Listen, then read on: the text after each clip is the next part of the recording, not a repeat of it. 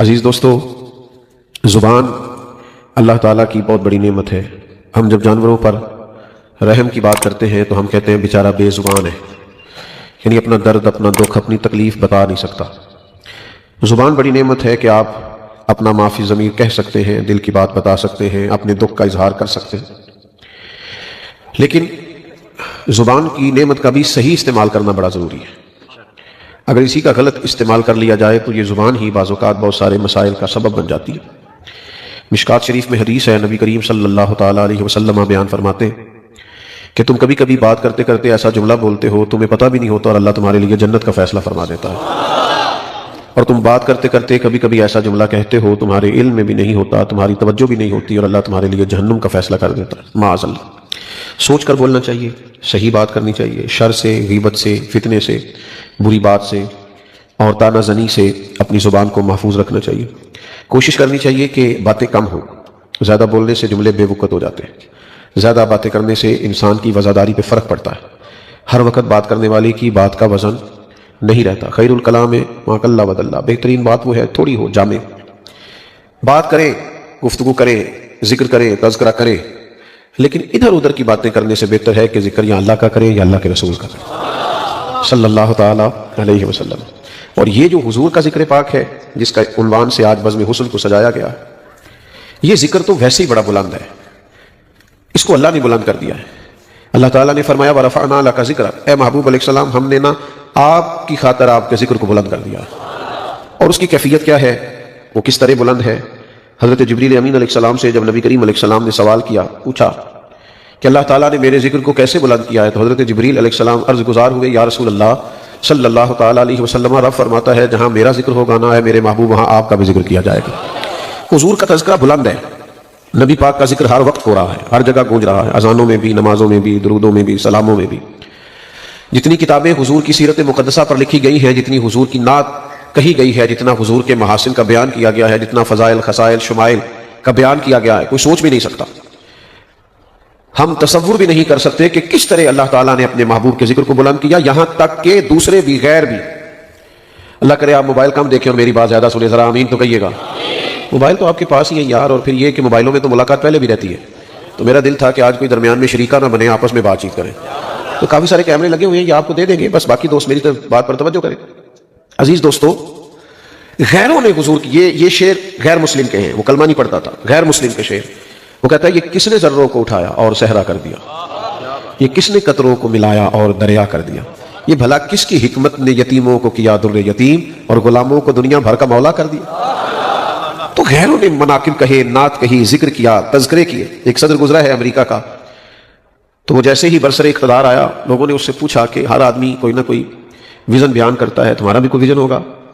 ہر آدمی کسی نہ کسی پالیسی کے تحت اپنے ملک کو چلاتا ہے، تو کوئی تمہاری بھی پالیسی ہوگی؟ وہ سیاہ فام صدر تھا، اسے کالا کہہ کے پکارا جاتا تھا، بہت لمبا عرصہ نہیں گزرا اسے رخصت ہوئے صدارت کے عہدے سے۔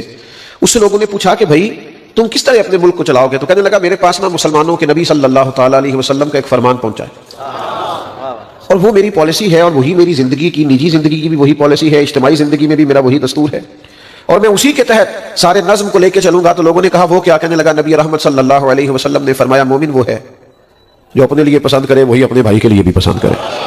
بس میں کوشش کروں گا کہ وہ چیز جو ٹھیک نہیں ہے میری نظر میں وہ کسی اور تک نہ جائے، وہ قانون نہ بنے جو میں اپنے لیے درست نہیں سمجھتا، تو دوسروں کے لیے بھی میں اس قانون کو مرتب۔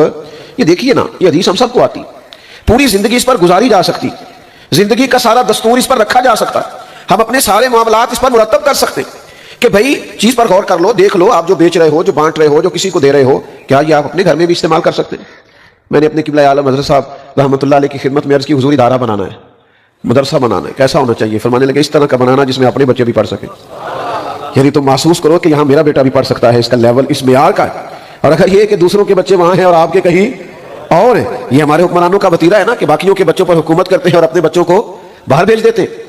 تو انداز یہ رکھیے ہمیشہ زندگی کا کہ جو اپنے لیے پسند کرے وہی دوسروں کے لیے۔ تو عام دام برسرے مطلب حضور کا ذکر تو غیر بھی کر رہے ہیں، نبی پاک کے تذکرے تو جگہ جگہ ہیں، گلی گلی ہیں، نگر نگر ہے۔ بلکہ کئی دفعہ ایسے ہوتا تھا کہ جو مخالف تھے نا، تو فیل بن عمر کہتے ہیں میں تو ویسے آیا تھا مکہ مکرمہ میں، میرا ارادہ کچھ اور تھا، اور میرے ذہن میں بھی بات نہیں تھی، لیکن مجھے نا ابو جہل مل گیا رستے میں، تو مجھے کہنے لگا یہاں ایک شخص نے دعویٰ نبوت کیا، ان کے پاس نہیں جانا۔ ذرا سمجھیے گا بات. کہتے ہیں پہلے پتہ نہیں میں نے جانا تھا کہ نہیں جانا تھا, پہلے پتہ نہیں ان کے بارے میں پوچھنا تھا کہ نہیں پوچھنا تھا. لیکن یہ کریم کا انداز دیکھیں نا. ابو جہل کہہ رہا ہے ان سے کہ انہوں نے دعویٰ کیا ہے تو یہاں مت جانا. کہتے ہیں میں نے کہا اب تو میں جاؤں گا.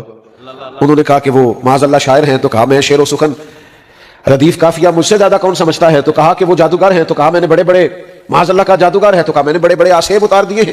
تو کہا بڑا انفرادی مسئلہ ہے, وہاں سے بچ کے آنا مشکل ہے. کہا میں تو جاؤں گا. تو فیل کہتے میں گیا, میں نے بھی بڑی باتیں کی, پر حضور نے صرف سورہ فاتحہ پڑھ کے سنائی. بس پھر تیریاں ویخ کے اداواں میں مرید ہو گئی. پھر بات بدل گئی. سودا لینے کے لیے بازار گئے ہم, پر ہاتھ اس کے بکے جس کے خریدار گئے ہم. پھر واپس آئے تو ابو جہل کہہ رہا تھا یہ وہ نہیں ہے جو یہاں سے گیا تھا. چہرہ دیکھ کے کہہ رہا تھا بدل گئے انداز, اطوار بدل گئے. تو بھائی غیر بڑا ذکر کرتے رہے, غیروں نے بڑے تذکرے کیے میرے نبی پاک, اللہ نے کروا لیے کوچا کوچا, کریا کریا, نگر نگر. حضور کا ذکر جاری تھا, جاری ہے اور جاری. کیا کہتے ہیں فاضل بریلوی, رہے گا یوں ہی ان کا. پریشان ہے آپ کسی بات پہ؟ کوئی زبردستی تو نہیں نا بٹھایا محفل ان دوستوں نے, ورنہ ان سے بات کریں کیونکہ اتنے پیارے لوگ ہیں آپ سارے. تو میری تو عادت ہی نہیں, میں بے سرا آدمی ہوں, میں تو کسی سے کہہ ہی نہیں سکتا میرے ساتھ مل کے پڑھو. یہ تو سریلے لوگ کرتے ہیں. تو اتنا تو آپ کہہ سکتے ہیں نا کہ رہے گا یوں ہی ان کا. او ماشاءاللہ, رہے گا یوں ہی ان کا. پڑے خاک ہو جائیں جل جانے والے.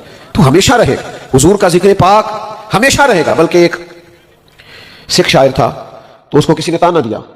اسے کسی نے کہا کہ تم مسلمان ہو کے حضور کی نعت کہتے ہو, تم غیر مسلم ہو کے حضور کی نعت کہتے ہو, اور اگر کہتے ہو تو پھر مسلمان ہو جاؤ.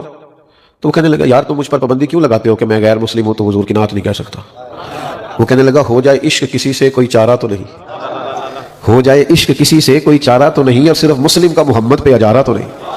وہ تو عالمین کی رحمت ہے, تو ہو گیا بس, پیار کیا کیا جا سکتا ہے. تو جو عرض کرنا چاہتا ہوں, جو سمجھانا چاہتا ہوں کہ نبی پاک کا ذکر جگہ جگہ ہے, نگر نگر ہے, گلی گلی ہے, ہر مقام پہ ہو رہا ہے اور ہوتا رہے گا. بس ہمیں ہمارے امام نے یہ مقصد دیا ہے کہ تم نے بھولنا نہیں, تم نے بھولنا نہیں. حضور کب تک کرنا ہے؟ تو فاضل بریلوی کہتے ہیں حشر تک ڈالیں گے ہم پیدائش مولا کی دھوم, اور مثل فارس نجد کے کلے گراتے جائیں, خاک ہو جائیں ادو جل کر مگر ہم تو رضا دم میں جب تک دم ہے. اللہ کرے آپ کو سمجھ آئے. یہ شعر نہیں ہے, یہ مقصد حیات ہے. یہ فقط شعر کا مصرع نہیں ہے, یہ کسی شخص کا ولولہ ہے, کسی کا جذبہ ہے, کسی کا دستور حیات, کسی کا منشور ہے کہ ہم کریں گے کیا. کہتے خاک ہو جائیں عدو جل کر مگر ہم تو رضا دم میں جب تک دم ہے ذکر ان کا سناتے جائیں گے. یہ ہم نے مقصد بنا لیا, اور یہ کیوں بنایا ہے وہ بھی بتاتے ہیں. وہ کہتے ہیں جو نہ بھولا ہم غریبوں کو رضا. پھر ذکر اس کا اپنی عادت کیجئے, جب انہوں نے ہمیں نہیں بھلایا تو ہمیں بھی ہر وقت محبوب کا ذکر کرنا چاہیے, اور کرتے ہیں ہم حضور کا ذکر. پر محفل میں مجھے معاف کیجئے گا, کل خانی میں کرتے ہیں, جنازوں میں کرتے ہیں, اللہ ماشاءاللہ تکلیف سے بات کر رہا ہوں, چہلم پہ کر. یہ بچے کی مہندی والے دن حضور کا ذکر کیوں نہیں یاد آتا؟ پھر غلام رسول نہیں. میں تو صرف اس بندے کو دیندار مانتا ہوں جس کے گھر میں شادی ہو تو پتہ چلے کتنا دیندار ہے. محفل میں تو سارے دیندار ہیں, جنازے میں سارے دیندار ہیں. دین کا پتہ تب چلے گا جب تو بیٹی اور بیٹے کا بیاہ کرے گا. پھر تو کتنا ذکر رسالت امام صلی اللہ علیہ وسلم کا خیال کرتا ہے, پھر تو کہاں تک شریعت کی پاسداری کرتا ہے, کہاں تک لحاظ کرتا ہے تو دینی تعلیمات کا. پھر سمجھ آئے گی تو کتنا دیندار ہے. لیکن اس دن کہتے ہیں میرا بیٹا نہیں مانتا, میرا فلانا نہیں مانتا, میں بچوں کے ہاتھوں مجبور ہوں. یہ بہانے کسی اور کو سنانا, یہ بہانے. بچوں کو منانا ہو تو کوئی مشکل کام ہے, اور برادری اور قبیلے سے اگر آپ لڑ نہیں سکتے تو دعویٰ محبت کیوں کیا تھا؟ اور اگر سمجھ نہ آئے تو پھر دیکھو نہ کھول کے صحابہ کی زندگیاں, ان کی تو ساری برادری, سارا قبیلہ, ان کی تو بیویاں, بچے, بہن بھائی کہہ رہے تھے دین قبول نہیں کرنا, انہوں نے کہا سب کچھ چھوڑ دینا ہے, محمد عربی کا دروازہ نہیں چھوڑنا صلی اللہ علیہ وسلم. لیکن وہ محفل میں ادھار ٹوپی لے کے آ جانا کسی سے, اور جناب بڑا زبردست دیندار بن جانا, اور اس کے بعد ساری مرضی کے کام کرنا, تو یہ بھائی آدھے تیتر آدھے بٹیر بننے سے کام نہیں چلتا. یا ایھا الذین آمنوا ادخلوا فی السلم کافہ, اے ایمان والو پورے کے پورے دین میں داخل ہو جاؤ. آدھے تیتر آدھے بٹیر بننے سے گزارا. وہ میں تو کئی دفعہ نا, وہ جو بڑے ہوتے ہیں نا ہمارے اسٹیجوں پہ, نقیب, خطیب, نعت خواں, ان سے بھی گزارش کرتا رہتا ہوں کہ بھائی آپ فل ٹائم دیندار بنے. یہ جو آپ نے جو وقتی پکڑا ہوا ہے نا نظام, شادیوں میں آپ جاتے ہیں تو آپ کا لباس ہی اور ہوتا ہے, ایئرپورٹوں پہ آپ سے ملاقات کریں تو آپ کے رنگ ڈھنگی اور ہوتے ہیں. تو بھائی یہ آپ نے کون سا دین اختیار کیا ہے کہ جس میں تھوڑا سا آپ یہ بھی کر سکتے ہیں, تھوڑا سا آپ وہ بھی کر سکتے. پورے کے پورے دین میں داخل. حضرت عبداللہ ابن سلام رضی اللہ تعالیٰ عنہ نے اور ان کے کچھ دوستوں نے یہودی مذہب چھوڑ کر دین اسلام کا کلمہ پڑھا تھا.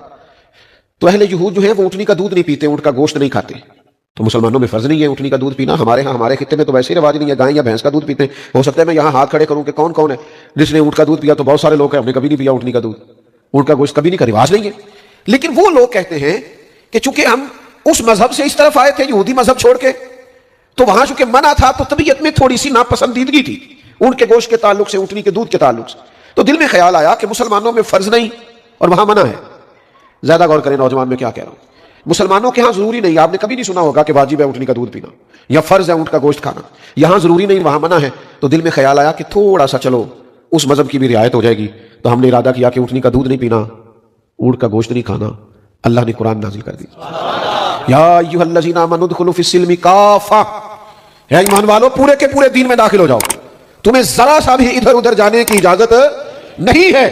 یہ کیا بات ہوئی کہ تھوڑا سا یہ بھی اور تھوڑا سا وہ بھی, تھوڑا سا برادری بھی, تھوڑا سا قبیلہ بھی, تھوڑی سی دنیا داری بھی؟ نا غلام فریدہ میں ساری تیری. آپ کو مکمل اس طرف جانا ہے. یہ نہیں ہو سکتا کہ آپ کہیں کہ ٹھیک ہے میں محفل ہوں تو چلو ٹھیک ہے, وہاں بھی ہلکی سی صدارت کار آتے ہیں اور وہاں معاذ اللہ تعالیٰ ناچ گانے کا اور غیر شرعی کاموں کا پروگرام ہوا تو دوڑ کے میں ادھر سے بھی چکر لگاؤں, تو یہ بات درست نہیں ہے. ان کو بھی سمجھائیے کہ یہ کام درست نہیں ہے. تو ذکر رسالت معاف کرنا ہے تو پھر ہر جگہ کرنا ہے, پھر ہر مقام پہ کرنا ہے, پھر شادی والے دن بھی کرنا ہے, پھر ولیمے والے دن بھی کرنا ہے. اور پھر یہ تو نہیں نہ ہونا چاہیے کہ دکھوں کا رشتہ رب رسول سے, جب دکھوں کا وقت آیا تو اللہ رسول کا نام لے لیا اور جب سکھ ملے تو نہ. مومن کی شان یہ ہے کہ اس کے سارے رشتے ہی اللہ رسول کے ساتھ. تو نبی کریم کا ذکر ہر موقع پر. نوجوانوں اڑ جاتے ہو نا ذات کے لیے, اڑ جاتے ہو, میں نے یہی لینا ہے. بچے ضدیں کرتے ہیں نا, کاش کوئی ایک آدھ ضد تم نے حضور کے لیے بھی کی ہوتی. نہیں, میری شادی پہ کوئی غیر شرعی حرکت نہیں ہوگی, یہ میرا فیصلہ ہے. میں کوئی وہ کام نہیں کرنے دوں گا جو شریعت سے ٹکراتا ہے, یہ میرا. یار اس کے لیے بھی تو کبھی کھڑا ہو کے دیکھنا, اس کے لیے بھی تو ڈٹ کے دیکھ, تاکہ تیرے باطن میں وہ خاص نور پیدا ہو جو بندہ مومن کی شان ہے. تو بس ایک تو یہ کہ حضور کا ذکر پاک کرنا ہے اور خوب کرنا ہے, لیکن 2-3 چیزیں زیر غور رہیں. باقی سارے تذکروں کا رنگ اور ہے, حضور کے ذکر کے آداب اور ہیں. اس ادب کا خاص خیال رکھنا, تھوڑا سا نا خاص قسم کا ذوق ہو حضور کے ادب کا, خاص قسم کا تصور. دیکھیں کسی حدیث میں نہیں آیا, کہیں حکم نہیں نبی پاک علیہ السلام کا کہ میری حدیث لکھو تو پہلے غسل کرو, کپڑوں کو خوشبو لگاؤ, 2 رکعت نماز نفل پڑھو, کہیں لکھا. لیکن امام بخاری رحمۃ اللہ علیہ نے جب بھی حضور کی کوئی حدیث لکھی ہے نا, ہم بھی بہت ساری حدیثیں بیان کرتے ہیں تو ایک وضو سے ہی ہو جاتی ہے, لیکن امام بخاری نے ہر حدیث سے پہلے وضو کیا, ہر حدیث سے پہلے خوشبو لگائی ہے, ہر حدیث بیان کرنے سے قبل 2 رکعتیں نماز پڑھی ہے. اس لیے کہ ذکر عام نہیں, مدینے والے کا ذکر ہونے لگا, یہ رسول کریم کی بات ہونے لگی, یہ نبی پاک کے تذکارے جمیلہ چھڑنے لگے. انہوں نے ہر موقع سے پہلے اپنے آپ کو اس ترتیب سے تیار کیا جو ادب کا تقاضا ہے, محبت کا تقاضا ہے, شوق کا تقاضا ہے, وارفتگی کا تقاضا ہے. پھر قابل غور بات یہ ہے, میں کہہ چکا ہوں کہیں تاکید نہیں آئی, لیکن کسی شخص نے مزہ لینا ہو نا, کسی بات کا سرور حاصل کرنا ہو, تو یہ اس کی اپنی نیت اور ارادے پہ ڈیپینڈ کرتا ہے. کچھ لوگ کسی سے ملنے جاتے ہیں تو اٹھ کے چلے جاتے ہیں, اور کچھ کسی سے ملنے جاتے ہیں تو سارے آداب کا خیال کر کے جاتے ہیں. وہ سارے آداب کا جو خیال کر کے جاتا ہے اس کا کشکول بڑا سیدھا ہوتا ہے, وہ فیل سے کشکول بھر کے لوٹتا ہے. پیالہ تو سیدھا ہونا چاہیے نا کچھ لینے کے لیے. تو یہی بات سمجھ لیں اور اس کو یاد کر لیں کہ حضور کا ذکر پاک تھوڑا انفرادی ہے. ہمارے اسٹیجوں پہ بعض اوقات بڑی بھاگ دوڑ ہوتی ہے حضور کے ذکر پاک کے لیے. میں تو خیر کمزور آدمی ہوں تو کئی دفعہ ڈر جاتا ہوں. وہ جب نقیب بھاگ کے ادھر چلا جاتا ہے نا, پھر بھاگ کے ادھر چلا جاتا ہے, انہوں پوچھیے کی ہو لگا, کہتا میں جملہ دینے لگا. بھی تو جملہ دینے لگا کہ بم جلانے لگے, تو کر دے جو بات کرنی ہے ختم. اور پھر تو نے کتنی دفعہ کہا ہے اپنی نقابت میں اور خطابت میں کہ سارا قرآن حضور کا ذکر ہے, تو پڑھنا چاہ رہے تھے. پھر آپ یہ مہذب اسٹیج ہے, اس کو آپ اس کے آداب کا خیال کریں.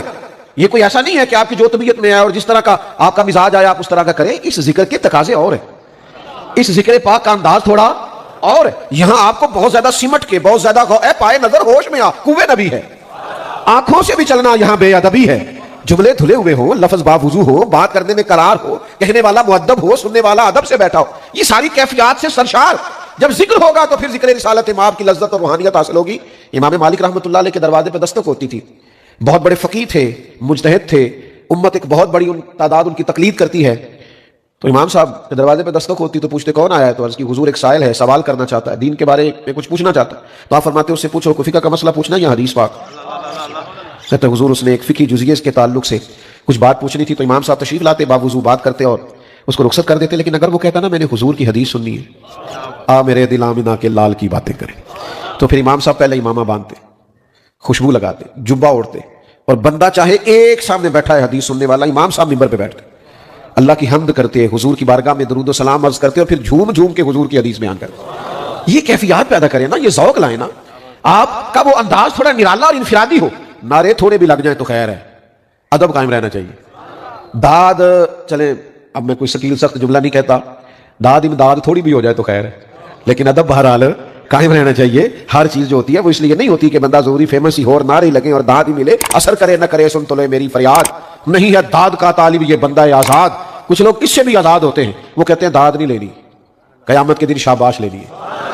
ان کو اس سے بھی تھوڑا سا نا وہ تھوڑے سے بے نیاز ہو جاتے ہیں. دیکھیے نا علامہ اسماعیل حقی نے لکھا ہے کہ جب جناب ابو بکر صدیق رضی اللہ تعالیٰ عنہ نے کلمہ پڑھا نا تو یہ بریکنگ نیوز تھی مکہ مکرمہ.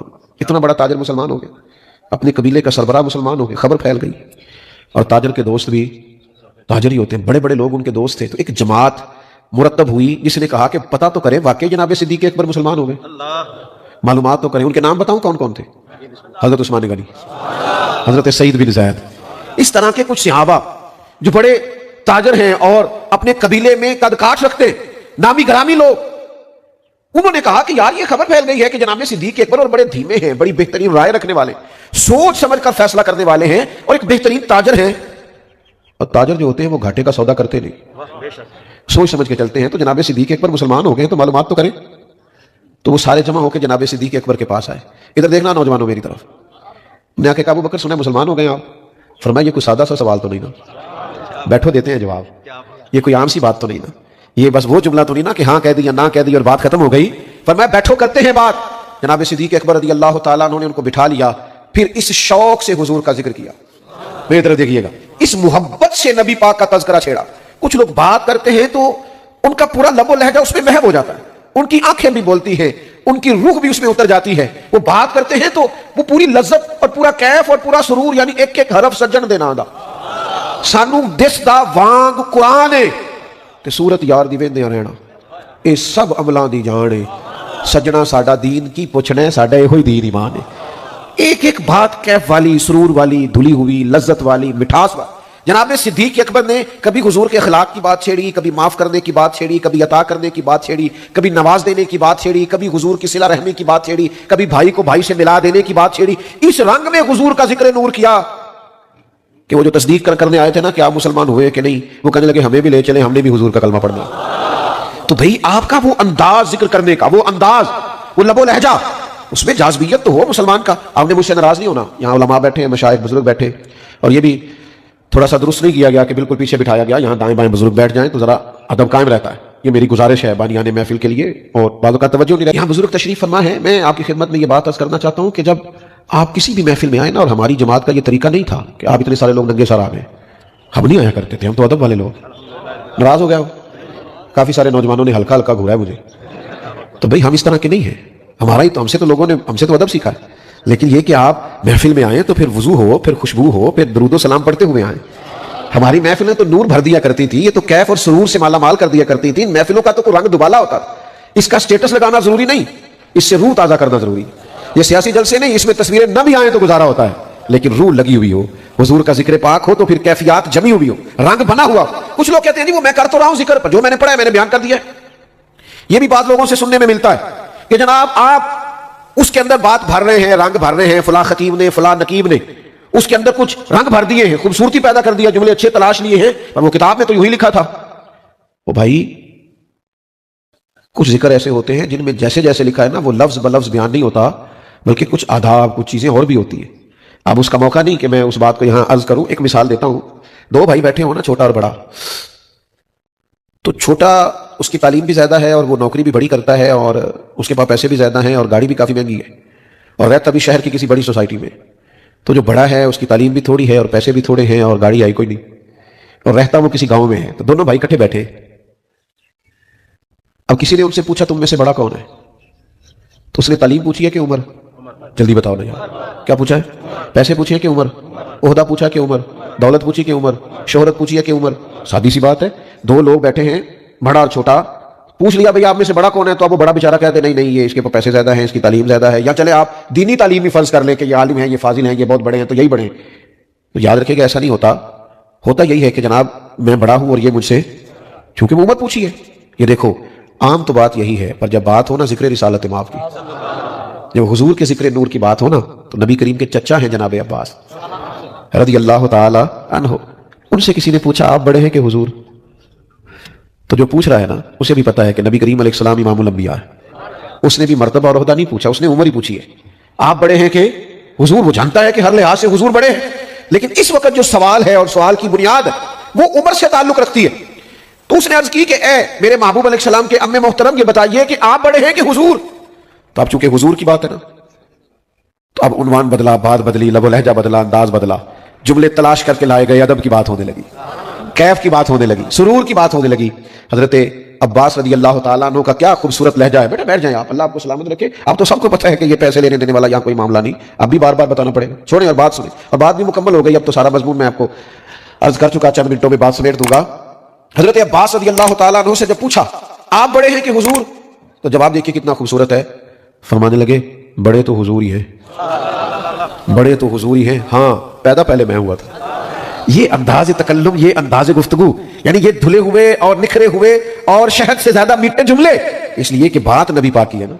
والا حضرت بریلوی رحمۃ اللہ تعالیٰ علیہ جب ترکیوں کا زمانہ تھا تو مدینہ منورہ تشریف لے گئے، تو سامنے نا گنبد شریف کے، گنبد خضرا شریف کے سامنے 2 کھجور کے درخت تھے.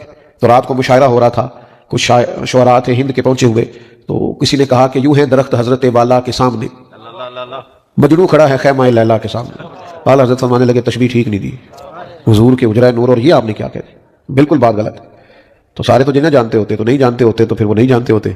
ان بیچاروں کو پھر اعتراض کرنے میں دیر نہیں لگتی، تو کہنے لگے جی اعتراض کرنا آسان ہے، شعر کہنا مشکل ہے. فاضل بریلوی کہنے لگے کہہ دیتے ہیں ملک سخن کی شاہی تم کو رضا مسلم، کہا کہہ دیتے ہیں، کہا کہیے. فرمانے لگے وہ 2 درخت ہیں گنبد خضرا کے سامنے کھجور کے اس زمانے میں. تو فاضل بریلوی فرمانے لگے یوں ہے درخت، یہ حضور کی بارگاہ ہے، یہاں ذکر کرنا ہے تو آداب اور ہے. فرمایا یوں ہے درخت حضرت والا کے سامنے، گویا قدسی کھڑے ہیں عرش مولا کے سامنے. یہ آپ جگہ دیکھیں نا، اس کا ادب دیکھیں نا، اس کا کیف دیکھیں. میں آپ سے یہ کہنا چاہتا ہوں جاتے ہوئے کہ ہم نا بڑی باتیں کرتے ہیں، اور کچھ لوگ تو زیادہ ہی کرتے ہیں الا ماشاء اللہ. اور جہاں چپ رہنا چاہیے نا، جو ان کی جگہ ادب کی ہے وہاں بھی بات کرتے ہیں. ذاتی، انفرادی اور اپنی شان کی باتیں کرنی چھوڑ دیں. بات جب بھی کریں حضور کی کریں صلی اللہ علیہ وسلم. اور جب آپ حضور کا ذکر پاک کریں گے نا، یعنی بچوں کو آپ کہیں گے نا میرا فرما بردار بنو ڈائریکٹ، تو شاید مشکل ہو جائے. آپ ان کے سامنے نا حضور کا ذکر کریں، نبی پاک کی تعریف کریں. آپ حضور کے اخلاق کا ذکر کریں گے تو اولاد میں اخلاق پیدا ہوگا. آپ حضور کے معاف کرنے کا ذکر کریں گے تو آپ کے بچوں میں درگزر کا جذبہ پیدا ہوگا. آپ نبی پاک کی دین کے لیے جد و جہد بیان کریں گے تو آپ کی اولاد کے اندر محنت کا، آگے بڑھنے کا جذبہ پیدا ہوگا. لیکن ہم پتہ کیا کرتے ہیں، باقی ساری باتیں کرتے ہیں، لیکن جب بات آتی ہے نا دین کی بات کرنے کی تو ہم کہتے ہیں وہ میں ٹیڑھا پڑے ہی نہیں. وہ بھائی اتنی محفلوں میں آپ جاتے ہیں، اتنے جمعے پڑھتے ہیں، چلیں آپ کو زبانی یاد نہیں رہتا، ایک کاغذ قلم رکھ لیں، کچھ باتیں لکھ لیا کریں. حضور کا ذکر پاک کریں گے تو برکات کا نزول ہوگا. اور میں آپ سے یہ بھی عرض کروں، ادھر ادھر کی بیکار باتیں نہ سوشل میڈیا پہ لکھا کریں، نہ شیئر کیا کریں، نہ آگے پہنچایا کریں. اللہ رسول کی بات کریں. اپنی ذاتی ہر وقت کی تعریف یہ بھی بندے کو نقصان دیتی ہے. کچھ لوگ نا مطلب وہ کوئی تعریف نہ کرے تو خود کرنے لگ جاتے ہیں، کہتے ہیں جی بڑا اللہ کا شکر ہے. کسی سے بھی آپ میرا نام لیں گے تو سارے کہہ دیں گے میں بڑا اچھا آدمی ہوں. بھائی یہ کہنے کی ضرورت نہیں، یہ چیز آپ کو کمزور کر دے گی. اگر آپ کچھ ہیں تو خوشبو بتایا نہیں کرتی، خوشبو تو آیا کرتی ہے، وہ تو آ جاتی. تو روز کوئی نہ کوئی حضور کی بات. میری طرح کا بڑا نکما اور گناہ گار خطیب بھی کسی مسجد میں ہونا تو ایک آیت کا ترجمہ تو کرتا ہے نا ہر جمعے. چلے ایک حدیث پاک تو اپنی گفتگو میں بطور دلیل لاتا ہے نا کہ میں اس کی بنیاد پر بات کر رہا ہوں. تو ہر جمعے ایک آیت تو یاد کرو، ایک حدیث پاک تو سیکھو، تاکہ ہماری نسل حضور کے ذکر پاک کے سائے تلے آگے بڑھے. تو سیکھنے سکھانے کا مزاج بنائیں اور نبی پاک صلی اللہ تعالیٰ علیہ وسلم کے ذکر نور کے ساتھ اپنے باطن کو، اپنی روح کو، اپنے من کو اجلا کریں. دیکھیں کتنے سارے لوگ آپ آئے بیٹھے ہیں. جتنی گفتگو آج میں نے کی ہے، اگر آپ اس میں سے چند باتیں یاد رکھ لیں اور پھر ان چند باتوں کو سب سے پہلے اپنے اوپر نافذ کر لیں. اور یہ دین کی باتیں بحثوں اور مناظروں کے لیے فقط نہیں ہونی چاہیے، یہ علماء کا کام ہے، وہ کریں گے. ہم جو عوام ہیں ہمیں تو دین جب بھی سیکھنا ہے عمل کے لیے سیکھنا ہے. یعنی جس محفل سے اٹھ کے آئیں ایک عادت ہماری بدل جائے. جمعے والے دن کوئی بات سن کے آئیں تو پھر ہمارے اندر کچھ نہ کچھ تبدیلی آ جائے. میں جی 30 سال سے پیر صاحب کے پاس جا رہا ہوں، تو تیری تو 30 عادتیں بھی ٹھیک نہیں ہوئی. کیوں جاتا ہے، کیسے جاتا ہے؟ تو سیکھتا ہی کچھ نہیں، تو پیالہ سیدھا نہیں کرتا، تو غور ہی نہیں کرتا کہ تیرے بزرگ تجھے کیا تربیت دینا چاہتے ہیں. تو جب تک ہم تبدیل نہیں ہوتے، مثبت، خوبصورت، روحانی اور اخلاقی تبدیلیاں ہمارے اندر رونما نہیں ہوتی، محض اپنی تعریفیں کرنے سے اور اپنے نام پر القابات کا بہت بڑا بوجھ لاد دینے سے کچھ بھی نہیں ہوگا. کچھ کام کرنے کی ضرورت ہے، کچھ تبدیل ہونے کی ضرورت ہے، اپنے رویوں کو، مزاجوں کو بدلنے کی ضرورت ہے. آپ اپنے بچے کو صبح ڈانٹ کے نماز کے لیے بھیجتے ہیں تو کیا ہی بہتر ہوتا کہ جب وہ چھوٹا تھا 2-3 سال کا تو وہ روز آپ کو نماز کے لیے جاتے ہوئے دیکھتا. اس نے تو ضد کرنی تھی کہ ابا جی میں نے بھی جانا ہے، کیونکہ جب بندہ گھر سے باہر نکلتا ہے تو بچے ضد کرتے ہیں میں نے بھی جانا ہے. تو کاش وہ ضد کر کے آپ کے ساتھ مسجد آتا. اب آپ کو یاد آیا جب وہ اتنا بڑا ہو گیا ہے، اب آپ ڈانٹ کے بھیجتے ہیں تو وہ جاتا نہیں. دیکھو نا، پڑھو نا حدیث حضرت امامہ بنت زینب، یہ بخاری میں موجود ہے، حضور کی سب سے بڑی نواسی ہے. حضور نماز پڑھنے آتے تھے تو نواسی کو اٹھائے ہوئے گود میں ساتھ لایا کرتے. تو یہی لکھا شارحین حدیث نے کہ لگتا یوں ہے کہ بچی رو پڑتی تھی کہ نانا میں نے بھی جانا ہے، تو حضور لے آتے تھے. تو ہمیں کرنا یہ ہے کہ ہمیں مثبت اپنے اندر تبدیلی لانی ہے. جلسے بڑے ہوتے ہیں، تقریریں بڑی ہوتی ہیں، لیکن یہ صرف کانوں کی لذت نہیں، عمریں بڑی ہو رہی ہیں، حالات بڑے ہو رہے ہیں، لیکن آہستہ آہستہ سوسائٹی بے ہنگم بھی بڑی ہو رہی ہے. ہمیں اپنے آپ کو کچھ نہ کچھ تبدیل کرنا ہے.